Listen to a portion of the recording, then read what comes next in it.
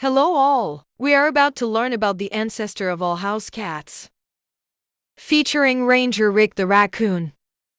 The ancestor of all house cats was probably the African wildcat. Most wildcats cannot be trained to live with people as domestic animals, but African wildcats can be very friendly to people and were probably easy to train. Until recently, most scientists believed that African wildcats were first turned into domestic cats in Egypt about 4,000 years ago. Current research and DNA analysis suggests that wildcats began visiting agricultural settlements in the Near East about 12,000 years ago. They soon relied on humans for the food provided by rodents feeding on stored grain.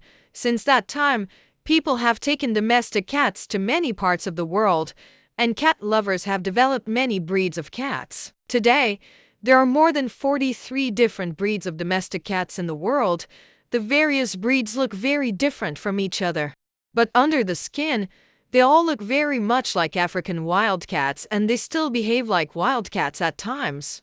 African wildcat, Sphinx, Abyssinian, American Shorthair, Corot, Maine Coon, Lavender, Havana Brown, Japanese Bobtail, Himalayan, Siamese, Himalayan, Somali, Ragdoll, Chartreuse, Scottish Fold, Tonkinese, British Shorthair, Bombay, Russian Blue, Persian, Egyptian Mau, Turkish Angora, Manx, Rex, Balinese, Burman, Burmese.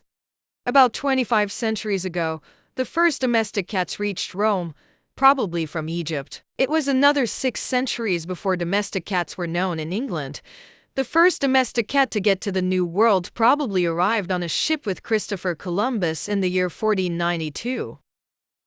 Egyptians worshipped cats as gods. It was a crime to hurt a cat, and anybody who did was put to death. It was also a crime to take cats out of Egypt, and this is probably one reason it took so long for domestic cats to spread to other countries. The cats had to be smuggled out of Egypt as shown at right. Can you find the cat in the cartoon? I spotted its tail. Did you spot it?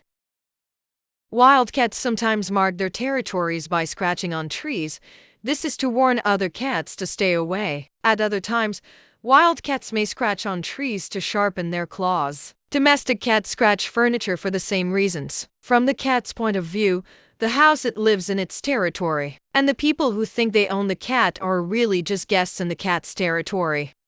Many things that are done by domestic cats show that they still have a lot of wildcat in them. For instance, domestic cat mothers carry their babies around in the same way that wildcat mothers do. Well, goodbye then. We hope you learned about the ancestor of all house cats.